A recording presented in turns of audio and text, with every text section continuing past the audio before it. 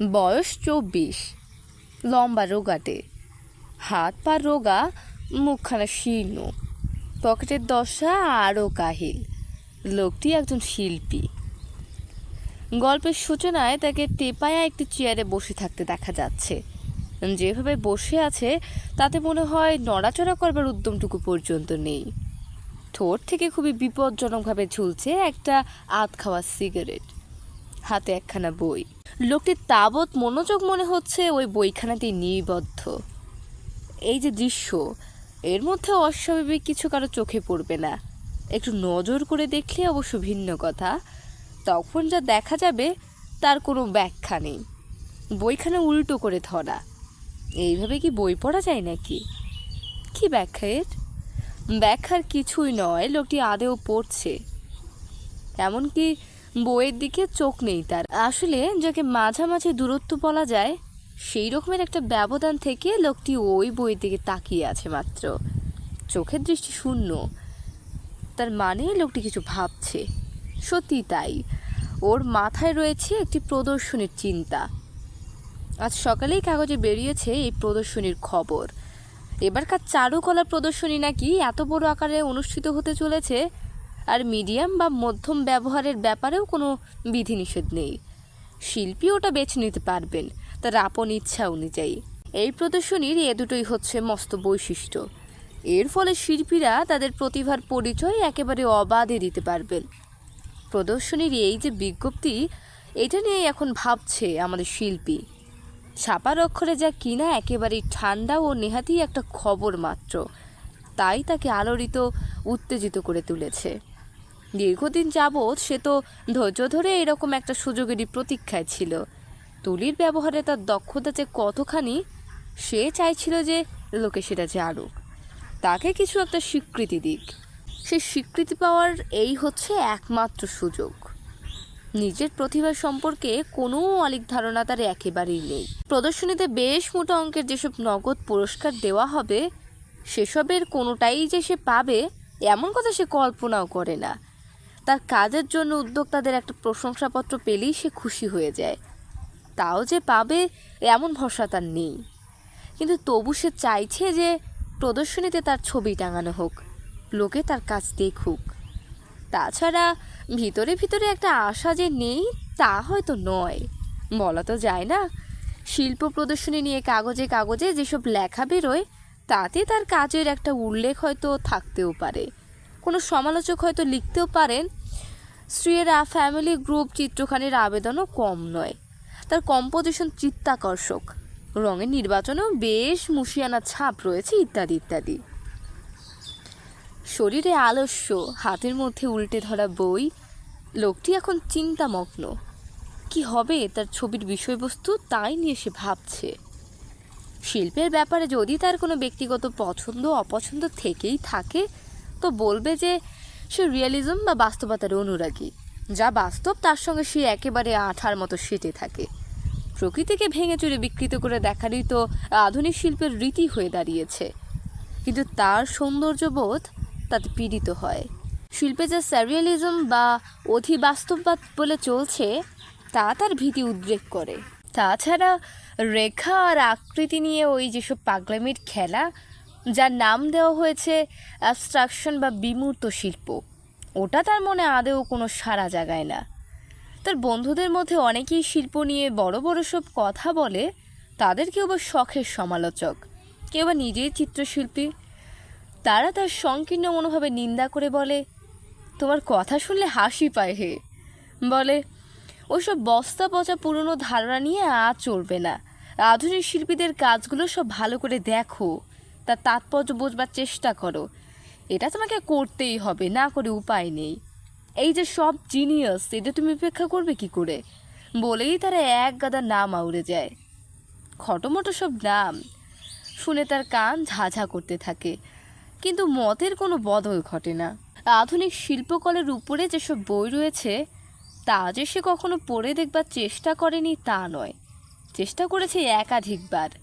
কিন্তু সেই বইগুলির মধ্যে যেসব ছবি রয়েছে, তা এতই কিম্ভূত ঠেকেছে তার কাছে যে পড়ার এগোয়নি। এরকম একটা ছবির কথা মনে পড়ছে তার। ছবিখানা দেখে মনে হয়েছিল কাঁচা হাতে কেউ নিয়ারডালথার বা পুরো পোলীয় যুগের এমন এক আদি মানবের ছবি এঁকেছে যার সম্ভবত গোধ হয়ে থাকবে, সেই সঙ্গে যার গলাটা একেবারে জিরাফের মতো লম্বা। অথচ সেই ছবির নাম কি দেয়া হয়েছে? না, আদর্শ নারী ভাবা যায়? তার মনে হয়েছিল এর চেয়ে অদ্ভুত রসিকতা আর কিছুই হতে পারে না। পরদিনই সে ছবি আঁকতে লেগে যায়। ওয়াটার কালারে সে সিদ্ধ হস্ত। এটাও সে ওয়াটার কালারেই আঁকবে। ছবির বিষয়বস্তু কি হবে অনেক ভেবে চিনতে আগের দিন সন্ধ্যাতেই সে তা ঠিক করে ফেলেছিল। শেক্সপিয়রের নাটকের যেসব দৃশ্য তার প্রিয়, এটা হবে তারই একটি চিত্ররূপ। ঘুমন্ত অবস্থায় লেডি ম্যাকবেথ হাঁটছেন, এই হবে তার ছবি। ছবির নাম দেবে দ্য সমন্যাম্বুলিস্ট, অর্থাৎ স্বপ্নচারিণী।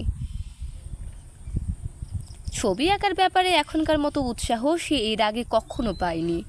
আলাদা একটা কাগজের উপর তুলি দিয়ে হরেক রং মেলাতে মেলাতে সে দেখে নিচ্ছে যে ঠিক কোন কোন রঙের মিশ্রণ তার ছবির পক্ষে জুৎসই হবে। রঙের ব্যাপারটা ঠিক হয়ে যাবার পরে সে আসল কাজে হাত দিল। এটা যে তার একটা সেরা ছবি হবে তাতে তার সন্দেহ নেই। ছবিটা শেষ করতে মোট 10 দিন সময় লাগলো। নোংরা মলিন ছোট্ট যে ঘরখানিকে সে তার স্টুডিও হিসেবে ব্যবহার করে, এর মধ্যে সেই ঘর ছেড়ে তাকে বড় একটা বেরোতে দেখা যায়নি। এই প্রথম সে তার মন প্রাণ একেবারে ঢেলে দিয়েছে একটা ছবির মধ্যে। যে ধৈর্য আর উদ্যম নিয়ে সে এঁকেছে এই ছবি, তার মতো ঢিলে ঢালা আর অগোছালো প্রকৃতির মানুষের পক্ষে সেটাকে একটু অস্বাভাবিকই বলতে হবে। ছবির কাজ মোটামুটি হয়ে যাওয়ার পরেও তো এখানে ওখানেই একটু আধটু তুলির ছোঁয়া লাগাতেই হয়। সেটা শেষ হলো 5ই জানুয়ারি তারিখে। তখন সন্ধে হয়ে আসছে। তুলি রেখে সে টান টান করে হাত ছড়িয়ে দিল। কাজের উত্তেজনায় দপদপ করছে তার পেশিগুলি। তার এখন বিশ্রাম চায়। একটু বাদে কাজটা কেমন হয়েছে ঠিকমতো সেটা বুঝে নেওয়ার জন্য কয়েক পা পিছিয়ে গিয়ে সে তার ছবির দিকে তাকালো। তাকিয়ে রইল পুরো 5 মিনিট। চোখ দুটি আধ বোঝা, মাথাটা একপাশে একটু হেলানো। ছবিখানিকে যত দেখে ততই ভালো লেগে যায়। রং, অভিব্যক্তি, কম্পোজিশন সবই সাক্ষ্য দিচ্ছে সেই প্রেরণার। ভিতরে যার তাগিদ ছিল বলেই এই ছবিখানা সে এইভাবে আঁকতে পেরেছে। হঠাৎই তার মনে হলো যে নিজেকেই সে অতিক্রম করে এসেছে। যা সে তার চোখের সামনে দেখছে তেমন ছবি যে সে আঁকতে পারবে, নিজের সম্পর্কে এমন ধারণাই তো তার ছিল না। এখন সে দারুণ তৃপ্ত। সে বুঝতে পারছে যে 10 দিন ধরে এই যে এত পরিশ্রম করেছে সে জলে যায়নি। কিন্তু নিজের সৃষ্টি নিয়ে আত্মতৃপ্ত হয়ে বসে থাকবার মতো সময় তো নেই। প্রদর্শনীতে ছবি পাঠাবার আজই শেষ দিন। আজ রাত্রেই সে তার ছবি ডাকে পাঠিয়ে দেবে। নিজের ছবিতে সে যা দেখছে সমালোচকদেরও সেটা দেখা চাই। আসলে তাদের দেখাটাই তো বেশি জরুরি। ইউজেল থেকে ছবিখানা সে নামিয়ে রাখল। তারপর খোঁজে লেগে গেল সুতো আর মোড়কের কাগজের। ডাকঘর থেকে সে যখন বেরিয়ে এলো তার চোখ তখন টনটন করছে, রগও দপদপ করছে। যা পরিশ্রম গেল তাতে তো এমনটা হতেই পারে। পা দুটো যেন পাথরের মতো ভারী হয়ে আছে। ধীরে ধীরে পা ফেলে হাঁটতে লাগলো। শহরের যে অংশটা একটু নির্জন ফাঁকা, এখন সে সেইখানে যাবে। তার এখন একটু খোলা হাওয়ায় শ্বাস নেওয়া দরকার। সন্ধ্যার হাওয়ায় সুস্থ বোধ করল সে। ঘণ্টাখানেক বাদে সে যখন ঘরে ফিরল তখন তার ক্লান্তি অনেকটাই কেটে গেছে। পরদিন সকালে মনে হলো ক্লান্তির শেষ রেশটুকু আর নেই। সে এখন একেবারে টাটকা তাজা একটা মানুষ। ব্রেকফাস্ট করতে করতে কাগজ পড়ছিল সে। সেই সময়ে সোসাইটি অফ ফাইন আর্টসের ছোট্ট একটা বিজ্ঞপ্তি তার চোখে পড়ে। সোসাইটি জানাচ্ছে যে প্রদর্শনীতে এবারে প্রচুর ছবি এসেছে। এবারকার প্রদর্শনী যে দারুণ সফল হবে তাতে কোনো সন্দেহ নেই। একবার তার মনে হলো এবারে স্টুডিওটাকে একটু পরিষ্কার পরিচ্ছন্ন করা দরকার। এত জঞ্জাল জমে গেছে যে সেসব সাফ না করলেই নয়। তারপরেই আবার আলস্য তাকে পেয়ে বসলো। বসে বসে সে ভাবতে লাগলো উঠবে কি উঠবে না। শেষ পর্যন্ত মনে হলো সাফসুতরার কাজটা পরে করলেও চলবে। সেদিন সে যখন ফের তার স্টুডিওয়ে গিয়ে ঢুকলো তখন সন্ধে উতরে গেছে, ঘর অন্ধকার। তারই মধ্যে হাতড়ে হাতড়ে সে সুইচ টিপে আলো জ্বালালো। এই স্টুডিওটা একেবারে যাচ্ছে তাই রকমের অগোছালো হয়ে আছে। এখানে ওখানে পড়ে আছে রঙের টিউব, তুলিগুলোও যে কোনটা কোথায় ছড়িয়ে রয়েছে তার ঠিক ঠিকানা নেই। তাড়াতাড়ি কাজ করতে হয়েছে তো, তাই যেখানে যেটা রাখার কথা সেখানে সেটা রাখেনি। মেঝের উপরে ছেঁড়া ন্যাকড়া আর কাগজের ডাই। স্টুডিওর এই বিশৃঙ্খল অবস্থা দেখতে দেখতেই হঠাৎ একখানা কাগজের উপরে চোখ পড়ল তার। ইজিলের ঠিক নিচেই কাগজখানা পড়ে আছে। বুকটা হঠাৎ ধক করে উঠল। এটা তার চেনা কাগজ। নিচু হয়ে কাগজখানা সে তুলে নিল। তারপরেই যেন অন্ধকার হয়ে গেল গোটা পৃথিবী। ইজেলটাকে আঁকড়ে ধরে নিজেকে কোনো মতে সে সামলে নিল। হাতের মধ্যে যে কাগজখানা আঁকড়ে ধরে রয়েছে সেটা তো সামান্য একখানা কাগজ মাত্র নয়, সেটাই যে তার সেরা ছবি, দ্য সমন্যাম্বুলিস্ট, স্বপ্নচারিণী। এত পরিশ্রম করে এত যত্ন নিয়ে যার ছবি সে এঁকেছে, সেই লেডি ম্যাকবেথ এখন তার ঘুমন্ত ভাষাহীন কাচের মতো চোখে তার দিকে তাকিয়ে আছেন। ওই চোখ দুটিও তো তারই দেয়া। বিষয়ের প্রাথমিক প্রবল ধাক্কাটা কেটে যেতেই একটা ভয়ঙ্কর হতাশায় সে ডুবে গেল। গণ্ডগোল যে কোথায় হয়েছে সেটা বুঝতে তার বিশেষ সময় লাগেনি। এবারও তার অন্যমনস্কতাই তাকে ডুবিয়েছে। তার জীবনে এ তো নতুন কিছু নয়, অতীতেও একাধিকবার এমন ঘটনা ঘটেছে তার জীবনে। তবে কিনা সেই অন্যমনস্কতার পরিণাম বড়জোর হাসির খোরাক জোগাত। কখনোই এমন সর্বনাশ তার ফলে ঘটেনি। এবারে সেই সর্বনাশটাই ঘটল, নিদারুণ নিষ্ঠুর সর্বনাশ। মনে হলো প্রবল একটা গ্লানি যেন তার ভিতর থেকে উঠে আসছে। সে ভীষণ অসুস্থ বোধ করছে। কমিটির হাতে কি পৌঁছে দিয়েছে সে? পার্সেল খুলে একখানা কাগজ আর সেই সঙ্গে শিল্পী ও ছবির নাম ছাড়া তো আর কিছুই তারা পায়নি। ছবির বদলে স্রেফ একখানা কাগজ পেয়ে তারা নিশ্চয়ই হেসে খুন হচ্ছে। ভাগ্যের নিষ্ঠুর পরিহাস ছাড়া আর কী বা একে বলা যায়। দাঁতে দাঁত ঘষে নিরুপায় আক্রোশে সে নিজেকে আর তার ভাগ্যকে বারবার ধিক্কার দিতে লাগলো। ছবিখানাকে কুচি কুচি করে ছিঁড়ে ফেলল সে।